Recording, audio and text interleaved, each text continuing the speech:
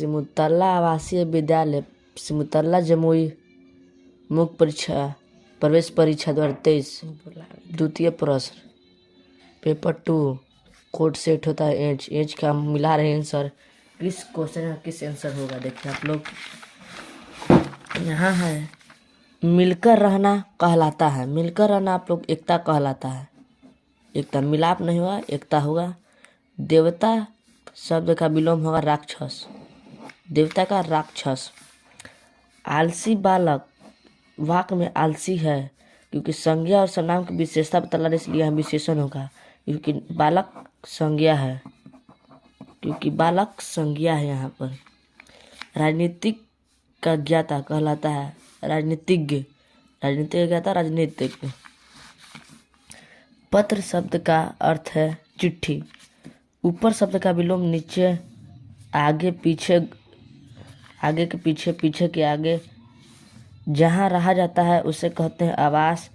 जहाँ पूजा किया जाता है उसे मंदिर। जहाँ पढ़ा जाता है उसे विद्यालय। जहाँ डॉक्टर इलाज करते हैं उसे अस्पताल कहते हैं। आगे है बकरी की बोली को कहते हैं मिनमिनाना। कुत्ता को भौंकना। जिसका पति मर गया है उसे भी कहते हैं विधवा।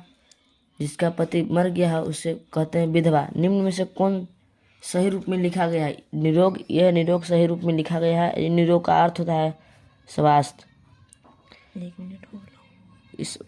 इस शब्द अर्थ है स्वास्थ्य विशेषण। इस शब्द का विशेषण स्वास्थ्य होगा। निरोग ये निरोग सही होगा। यहाँ है पद्यांश। जैसे हटकर बैठा चांद एक दिन माता से यह बोला, सिलवा दो माँ मुझे उनका मोटा एक झिंगोला। सनसन चलती हवा रात भर जाड़े से मरता हूँ। ठिठुर ठिठुर कर किसी तरह यात्रा पूरी करता हूँ। आसमान का सफ़र और यह मौसम है जाड़े का। ना हो तो अगर ला दो कुर्ता ही कोई भाड़े का। बच्चे की तो सुन बात माता ने और सलो ने। कुशल करे भगवान से लगे मत तुझको जादू टोने। यहाँ देखिए अब क्या है। चांद माँ से क्या बोला? झिंगोला सिलवाने के लिए बोला। जब उसको ठंड लगती है तो सनसन। यहाँ देखिए सनसन चलती हवा रात भर जाड़े से तो जाड़े से मरता हूँ। सनसन होगा। आगे देखिए यहाँ चांद कहाँ सफ़र करता है? आसमान में करेगा, धरती पर नहीं करेगा, गांव में भी नहीं करेगा, बगीचा में भी नहीं करेगा। आसमान चांद आसमान में होता है इसलिए आसमान होगा। इसे हट मतलब जिद। चांद की माँ भगवान से क्या प्रार्थना करती है? जादू टोना से बचने के लिए, उसको जादू टोना नहीं लगे। कोयल की कूक प्यारी होती है। कोयल की कूक कैसी होती है? प्यारी होती है। कोयल की कूक प्यारी होती है। भुवन रोज रात को सोने से पहले क्या सुनता था? कहानी। भुवन रोज रात को सोने से पहले कहानी सुनता था दादी से। भुवन रोज रात को सोने से पहले दादी से कहानी सुनता था, यानी कहानी सुनता है। असलम किसके साथ रहता था? अम्मी के साथ। असलम का पिताजी नहीं थे इसलिए अम्मी के साथ वह रहता था। सुजान का अर्थ होता है चतुर। मंद का विलोम होता है तेज। क्यों कविता के कवि क्यों श्रीनाथ सिंह। आगे है सब्जी खाने वालों को कहते हैं शाकाहारी। मांस खाने वालों को मांसाहारी। जो अल्प खाते हैं अल्पाहारी। तुम सब मिलकर काम करो। इस वाक्य में तुम सर्वनाम होगा क्योंकि तुम सब मिलकर काम करो। पर्दा डालना मतलब किसी को इसे पर्दा डाल रहे हैं तो जगह छिपाने से हाथ से पर्दा डाल रहे हैं तो ऐसे करके क्वेश्चन छिपा रहे हैं इसलिए इसका होगा छिपाना। पर्दा डालना का होगा छिपाना।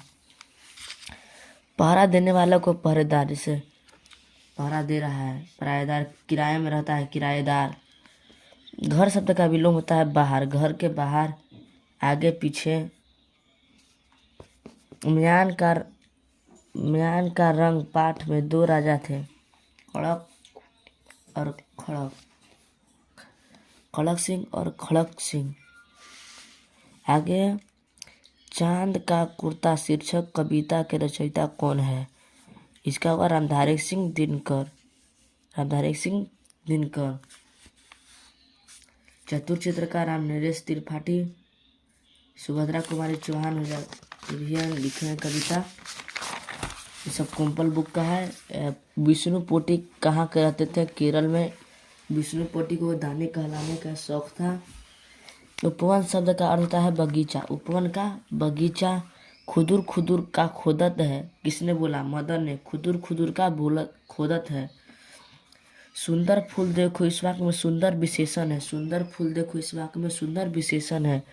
घोड़ा का बहुवचन घोड़े। घोड़े होगा। लिखने वाला को लेखक कहते हैं। लिखने वालों का लेखक कहते हैं। पानी शब्द का अर्थ होता है जल। पानी का अर्थ होता है जल। पिता के भाई के पिता कहलाते हैं, मतलब मेरे किसी मान लीजिए किसी का पिता, मेरे पिता के भाई मेरे अंकल, अंकल के पिता दादा यानी दादा होगा।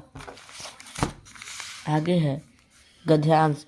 किसी राजा के राजमहल में एक बंदर सेवक के रूप में रहता था। वह राजा का बहुत विश्वास पात्र और भक्त था। एक दिन जब राजा सो रहा था और बंदर पंखा झला रहा था तो बंदर ने देखा एक मक्खी बार बार राजा की छाती पर बैठ जाती थी।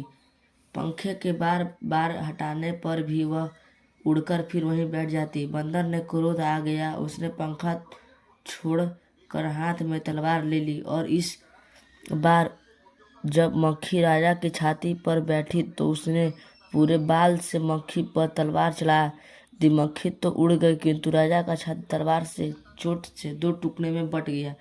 राजा मर गया। इसलिए मूर्ख मित्र से अपेक्षा विद्वान शत्रु ज़्यादा अच्छे होते। जैसे बंदर कहाँ रहता था? बंदर महल में राजा का विश्वास पात्र भक्त था।